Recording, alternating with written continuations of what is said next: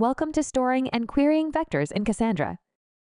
After watching this video, you will be able to describe how to store, query, and perform vector searches in Cassandra for tasks like text similarity analysis and building recommendation systems, and define the 3 methods for measuring the similarity between vectors.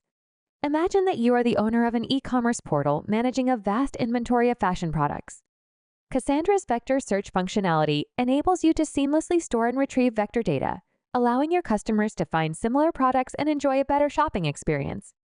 Let's understand the steps involved in storing and querying vector data in Cassandra. First, you need to set up vector search.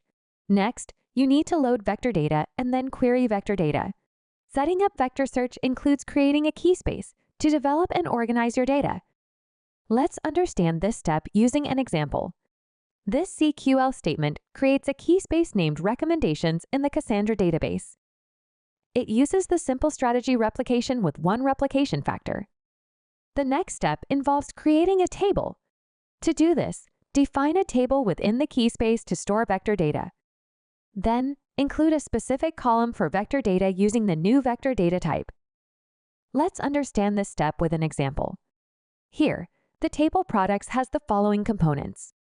The product ID is the primary key for identifying products. The name text stores the product name, and the product vector represents the product's features. The next step involves creating an index. Create a custom index using storage-attached indexing to index vector columns for faster retrieval based on similarity. Let's understand index creation with an example. In this example, the Cassandra query language statement creates a custom index named Product Vector Index on the product vector column in the recommendations.products table. Cassandra's vector search feature and the hierarchical navigable small world or HNSW algorithm enable efficient similarity searches based on the product vectors. Next, let's explore loading vector data.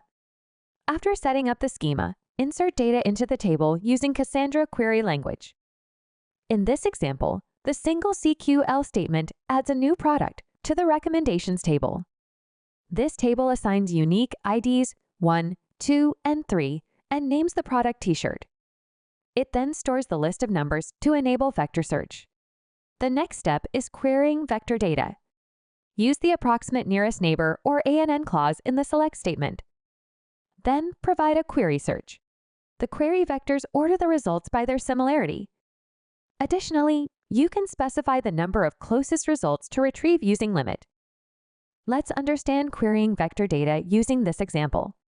The select data fetches the product name and calculates the cosine similarity between the product's product vector and a provided query vector. The computed similarity is then stored as similarity using the Euclidean similarity search. Here, the filter data excludes the product with ID 123 from the results to avoid retrieving the same product. The sort data orders the results by the similarity in descending order, ensuring the most similar items appear first. Finally, limit data retrieves only the top 5 most similar products based on the cosine similarity metric. Cassandra's vector search supports 3 methods for measuring the similarity between vectors. First, the dot product similarity method calculates the sum of the products of corresponding elements between 2 vectors. It measures how well the vectors align in direction intuitively. Then, cosine similarity, which is like a dot product but considers the angle between the vectors. Finally, the Euclidean similarity calculates the straight line distance between 2 points the vectors represent in a multidimensional space. In this video, you learned that Cassandra's vector search functionality stores and retrieves vector data. The steps for storing and querying vector data in Cassandra include setting up vector search, loading vector data, and querying vector data. The 3 methods for measuring the similarity between vectors are dot product similarity. This method calculates the sum of the products between 2 vectors. Cosine similarity. This method considers the angle between the vectors. Euclidean similarity. This method calculates the straight line distance between 2 points.